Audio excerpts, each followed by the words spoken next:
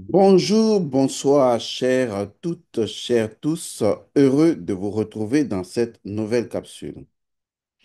L'étrange magie, l'étrange pouvoir, l'étrange énergie des bracelets.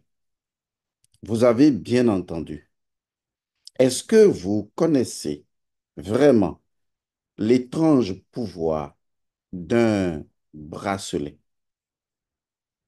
C'est important de comprendre ce que je vais dire parce que vous portez des bracelets et ou des avant-bracelets, des bracelets comme des avant-bracelets, je vais clarifier, mais vous n'imaginez pas l'influence que cela a sur votre unité de conscience qu'on appelle l'âme.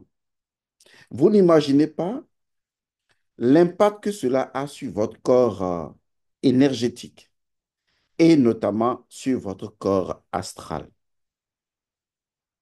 L'étrange magie, l'étrange pouvoir, l'étrange énergie des bracelets et des avant-bracelets. Alors, commençons par le commencement. Ce que j'appelle bracelets, ce sont des formes d'anneaux fermés ou ouverts que vous portez souvent au bras, vous voyez, ou à l'avant-bras, généralement vers le poignet. Normalement, dans les traditions initiatiques et dans les couvents, les initiés savent que généralement, on porte les bracelets initiatiques au niveau donc du bras. Souvent, c'est à vue d'œil. Vous les verrez sur des rois, vous les verrez sur des dignitaires.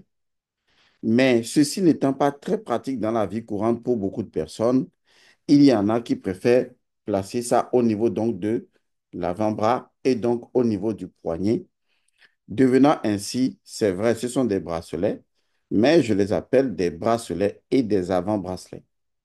Parce que au niveau spirituel, les deux n'effectuent pas le même travail spirituel.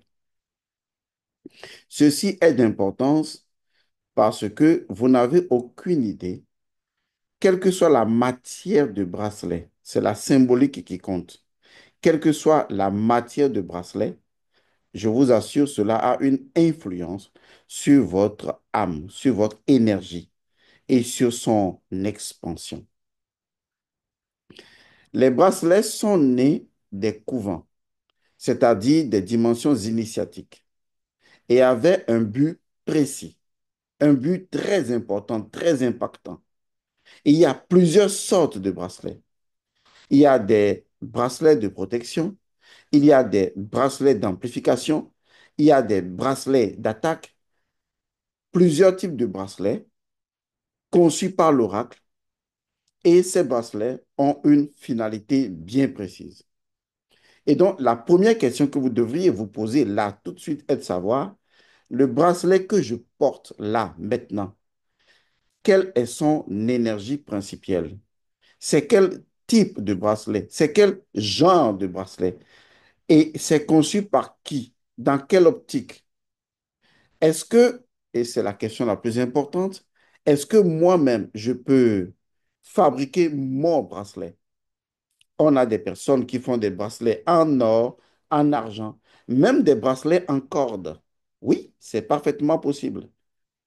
Quelle que soit la matière peut être intéressante ou impactée vibratoirement, mais le plus important, c'est la préparation initiale du bracelet, le principe premier qui codifie le bracelet, sachant que de façon générale, un bracelet a un rôle précis à jouer au niveau du bras comme au niveau donc de l'avant-bras.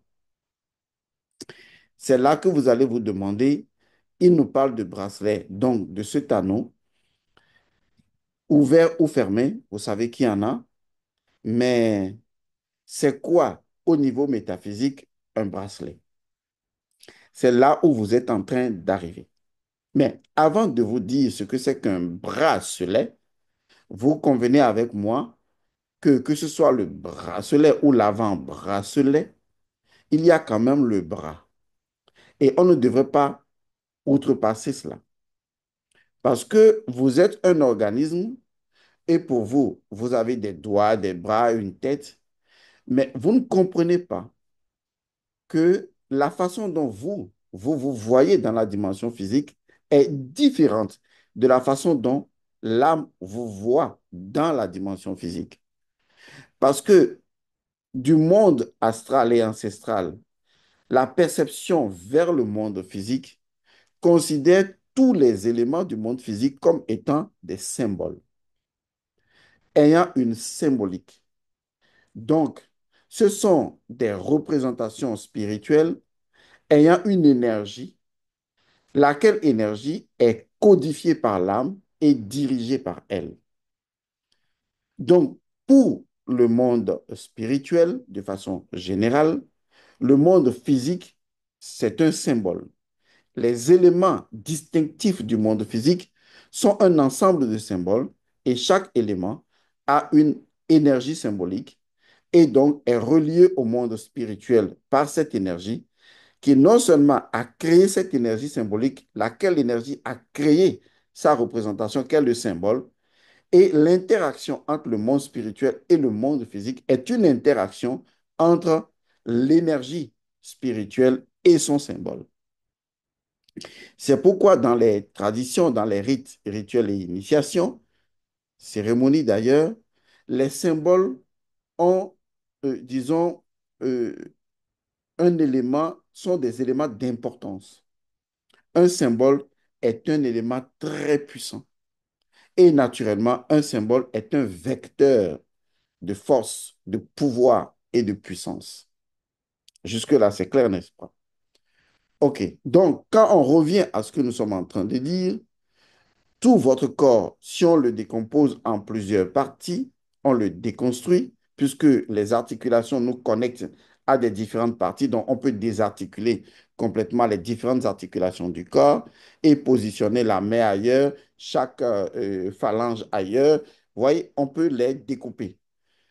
Et donc les articulations sont des points de rencontre, vous voyez, entre deux éléments qui ont des rôles complètement différents. Donc, l'avant-bras a un rôle différent du bras et les deux sont reliés par le coude, donc une articulation. La main a un rôle très différent, donc de l'avant-bras et du bras, et les deux sont retenus par des articulations. Est-ce que vous voyez? En métaphysique, les articulations ont une signification. Mais ce qui est encore intéressant, c'est que une fois qu'on va désarticuler tout ça, chaque partie a une signification. Ce qui est à retenir, c'est que dans la tradition initiatique, le bras, puisque si on connaît la signification métaphysique du bras, si on sait même à quoi le bras sert, on peut savoir déjà à quoi l'avant-bras sert et naturellement à quoi sert le bracelet, c'est-à-dire un anneau qui est donc destiné au bras et à l'avant-bras. Jusque-là, c'est clair, n'est-ce pas? OK, continuons. Le bras est un vecteur de force, de pouvoir et de puissance de l'âme. Dit ainsi, ce n'est pas clair, n'est-ce pas? On va aller de façon plus claire. Le bras, c'est avant tout, quand je dis le bras, c'est tout le long hein, jusqu'à la main. D'abord, je symbolise tout ça. Même si je prends ce point de départ qu'est le bras ici, qui a la priorité principale sur les autres. Parce qu'on pourrait donc dire que ici est le principe, ici est la loi, ici est le fait. Vous voyez, c'est comme ça que c'est décomposé. Et donc, au niveau du principe qui engage les autres d'ailleurs, donc au niveau du bras, le bras, c'est avant tout l'âme humaine. Vous m'avez bien entendu. C'est avant tout l'âme humaine qui est ainsi, qui s'exprime dans son rayonnement. C'est avant tout l'âme humaine. Cela veut dire que les bras véhiculent l'âme humaine. Les bras véhiculent l'énergie de l'âme humaine. Cela veut dire que même si l'âme humaine a un rayonnement global au niveau du corps, il existe des tuyaux d'écoulement de l'âme humaine, des tuyaux de connexion directe où l'énergie de l'âme humaine s'écoule d'un point de départ qu'on appelle la source vers un autre point qu'on appelle la fin ou l'expressif. Cela veut dire que lorsque je serre la main, vous saviez que dans le temps jadis, le fait de serrer la main était même un contrat. On est d'accord. Quand les gens se serrent la main, il y en a même qui se crachent dans la main et qui se serrent la main. C'est déjà un contrat. Pourquoi? Parce que les anciens savaient que le bras, de façon générale, n'était pas simplement le bras, c'était le prolongement de l'âme humaine.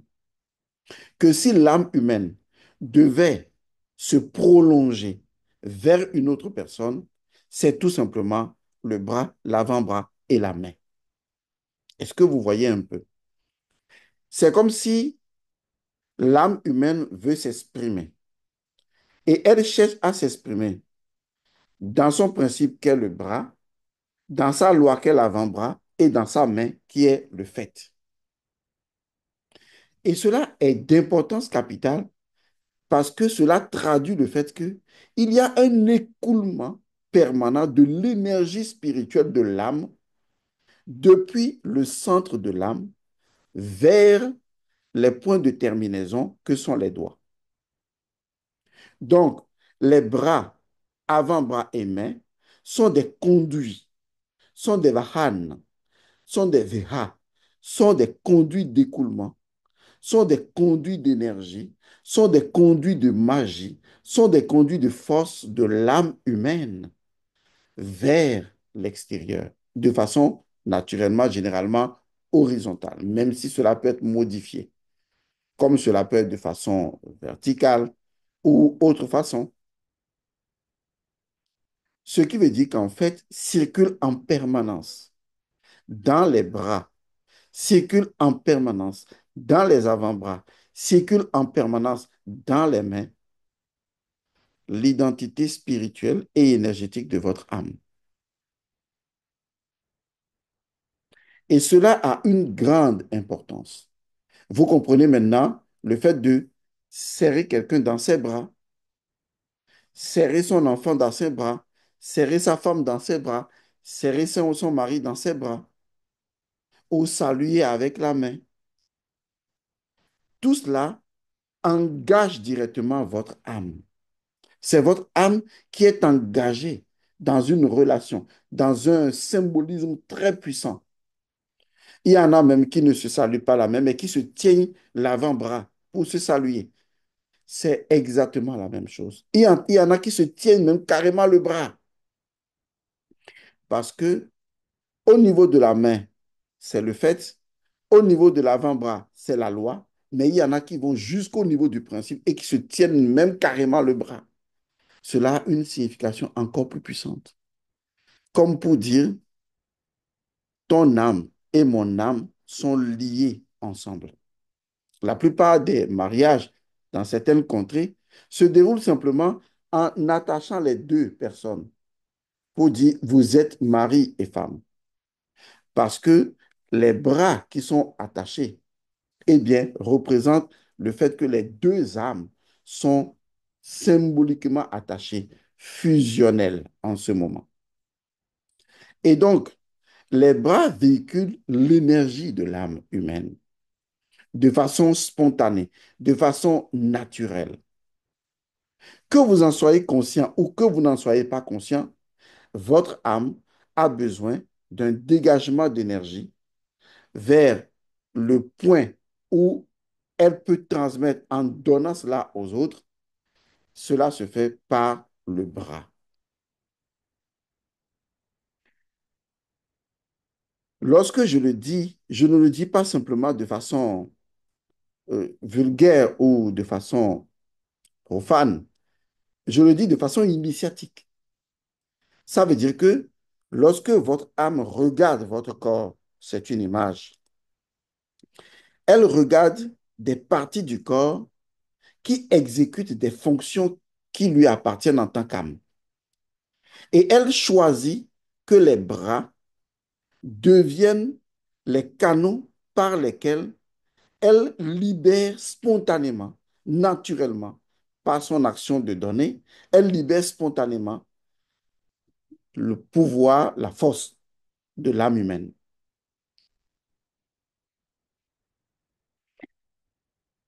cet élément de bras, qui est donc le vecteur de la force, du pouvoir et de la puissance de l'âme humaine, il faudrait que vous le compreniez. C'est ainsi que c'est dans la compréhension de l'âme, quand l'âme considère le corps comme étant un symbole, des sous-symboles comme le bras sont considérés par l'âme comme son canal d'expression où l'âme libère rapidement de l'énergie spirituelle. Les initiés, connaissant ce symbole de bras qui représente l'âme humaine dans son expression, dans sa canalisation, dans le fait que l'âme veut être vectorisée et donc que c'est le vecteur de l'âme humaine, les initiés ont conçu quelque chose.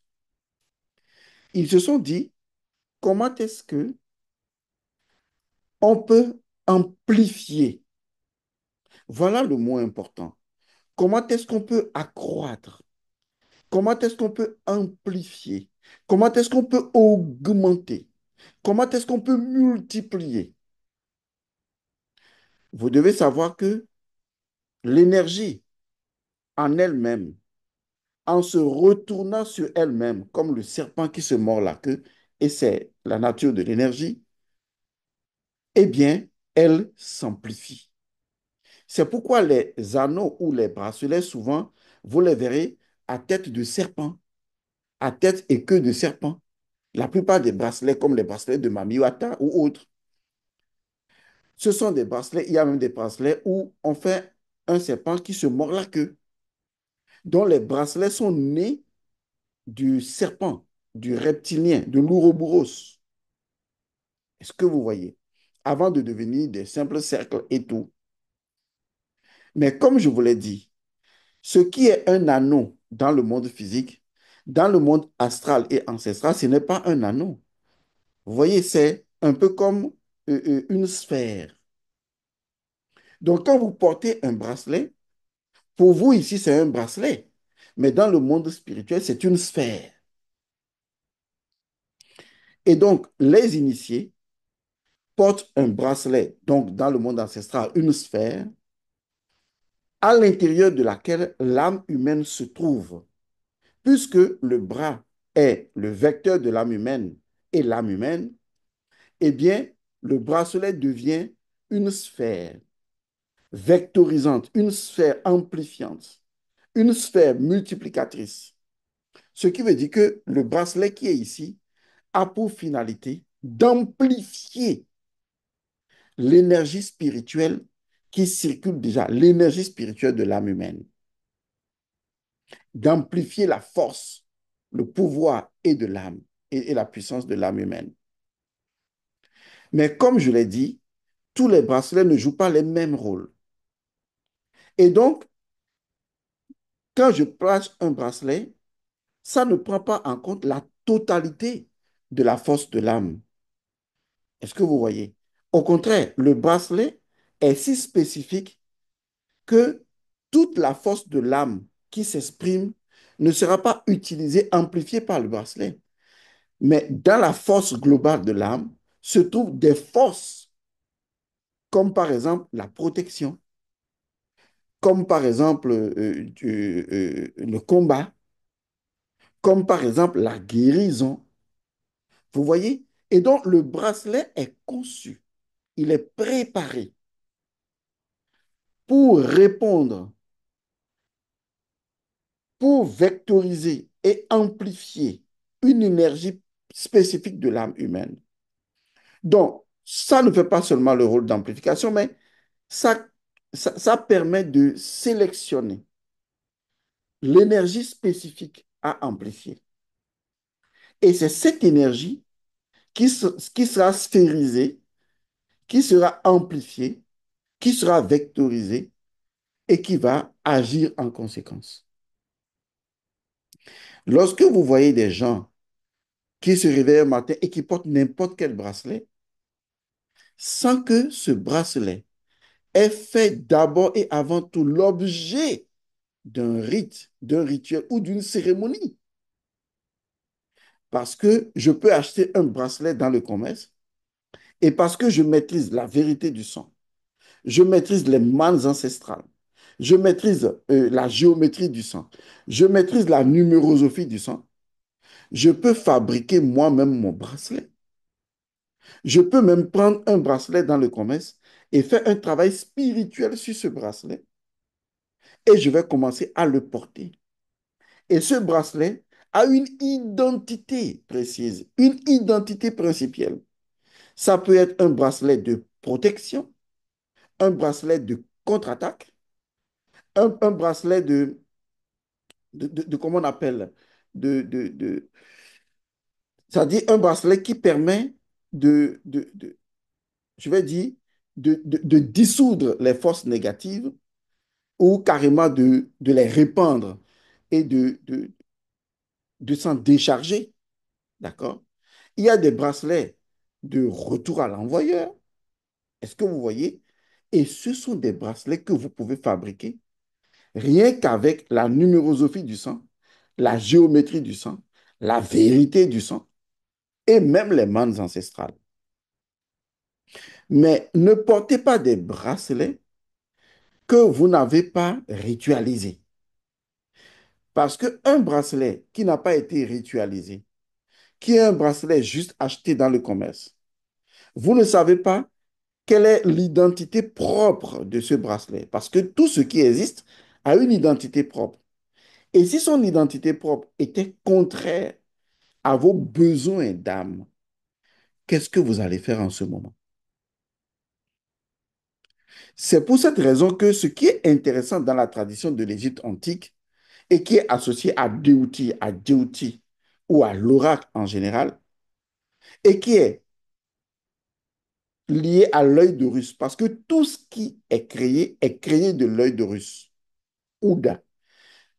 Quel est le principe fondamental que l'oracle utilise? L'oracle sait qu'il y a des choses de nature. Il faut bien comprendre le français. L'oracle sait qu'il y a des choses de nature puisque c'est l'oracle qui les a créées. Tout ce qui existe a sa nature propre. On est d'accord. Mais l'oracle a apporté un élément nouveau, que ce soit dans l'œil d'Horus, que ce soit dans le phallus d'Osiris fabriqué donc par la déesse Acéta Isis à partir du bois du sycomore, que ce soit toutes les autres choses qui ont été préparées, Odé, Ouda, d'où la symbolique de l'œil Oujat, Ouda. Il faut bien comprendre ce que je dis. Cela veut dire que la magie est indissociable de préparer magiquement les choses. Les choses sont dans un état de nature, comme les ingrédients que vous achetez au marché. Mais pour qu'il y ait magie, pour qu'il y ait acte magique, vous voyez, pour qu'il y ait fait magique, il faut préparer. C'est pourquoi alchimie, transmutation, tout cela est associé à la cuisine, à la préparation. Il faut préparer. Si vous ne préparez pas les choses, vous ne les sortez pas de leur état de nature pour les rendre préparés, disponibles par la magie à une activité concrète, qu'elle soit sociale, politique ou économique. Donc, tout ce qui existe de nature doit faire l'objet de préparation. C'est là qu'on appelle PM, préparation magique des choses. Donc, un bracelet, quel qu'il soit, doit faire l'objet d'une préparation magique. Lorsque je vous ai donné les croix ancres, nous en avons fait une préparation magique. Vous en avez fait une préparation magique. Parce que si vous ne faites pas une préparation magique, Ouda, vous ne disposez pas l'énergie de la chose à l'œil de Russe, ce qui est déjà une fausse note, car tous les rituels, cérémonies doivent être adoubés par l'œil de Russe, par l'oracle. Maintenant, vous commencez à comprendre. Alors, un un bracelet qui est le vecteur de l'énergie de l'âme, qui a la possibilité d'amplifier le pouvoir, la force et la puissance de l'âme humaine, l'énergie spirituelle que l'âme fait circuler, qui lui vient de l'esprit. Ce bracelet doit être ritualisé et un principe premier doit lui être associé pour que le bracelet joue un rôle bien précis dans la circulation de l'énergie de l'âme humaine. Vous pouvez préparer un bracelet personnel, particulier, contre les femmes de nuit et les maris de nuit. Et ce bracelet, vous le portez chaque fois que vous allez dormir. Vous pouvez préparer un bracelet professionnel, de telle sorte que dans votre bureau, dans votre vie professionnelle, ce bracelet a une aura d'influence parce que Ode, Ouda, vous l'avez préparé pour ça. Vous pourrez préparer un bracelet pour vous et votre femme, qui soit un bracelet de votre union. Mais remarquez ceci, tous les bracelets, quels qu'ils soient, proviennent de l'énergie de l'Ouroboros, de Méyenne, de l'encercleur. Dans le principe de l'encercleur se trouve le principe de l'amplification, car l'amplification ne peut pas avoir lieu sans l'encerclement.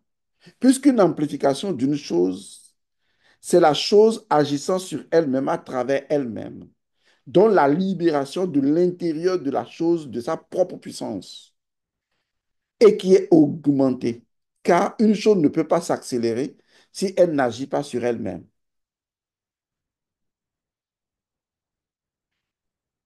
Donc, l'étrange magie, l'étrange force, l'étrange pouvoir, l'étrange puissance des bracelets doit être ancré dans votre conscience. C'est pourquoi vous allez voir les Hunon, les Rougans, les chefs coutumiers ne portent pas n'importe quel bracelet. On leur prépare des bracelets. Et pour certaines cérémonies, il y a des bracelets spécifiques qu'on doit porter. Et lui-même, le chef, on doit le préparer. Vous voyez, le concept de préparer est indissociable de l'œil d'Horus. Car tout ce qui entre dans la préparation magique est indissociable de l'œil d'Horus et donc indissociable de l'oracle. Si vous avez compris ce que j'ai dit, alors vous êtes sur la bonne voie. Et comme je l'ai déjà enseigné dans toutes mes formations, vous avez aujourd'hui les connaissances avérées pour fabriquer votre propre bracelet. Vous pouvez acheter n'importe quel bracelet en diamant, en or ou tout ce que vous voulez dans le commerce. Mais une fois que le bracelet arrive chez vous, vous devez le préparer pour une mission spécifique, car il n'y a rien dans la création qui ne doive avoir une mission. Et vous devez principalement le préparer pour ça, ce bracelet-là. Et maintenant, c'est à vous de décider si vous le mettez au bras ou à l'avant-bras. C'est à vous de décider. Mais une chose est sûre, si vous le mettez à l'avant-bras, tout en sachant que c'est toujours dans le prolongement du bras, vous avez bien fait.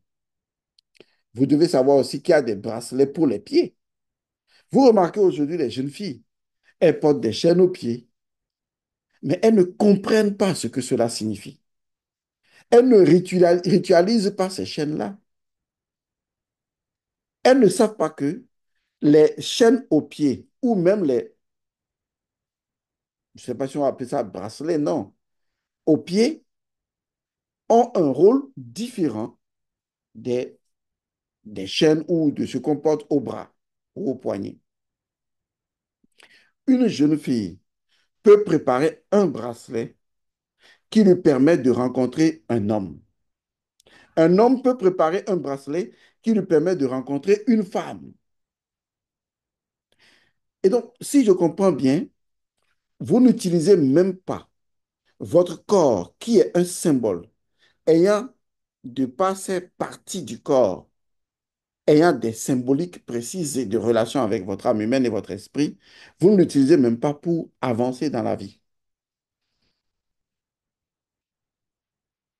Car là où il y a articulation, il y a deux énergies différentes au niveau du corps. C'est comme ça fonctionne. Donc, prochainement, faites attention à vos bracelets que vous portez. Vous avez aujourd'hui la capacité de préparer n'importe quel bracelet. Et mieux encore, avec la formation sur la thérapie, comment activer la vie spirituelle, la vie éternelle dans le corps, vous aurez encore de nouvelles connaissances qui vous permettront de préparer votre propre bracelet.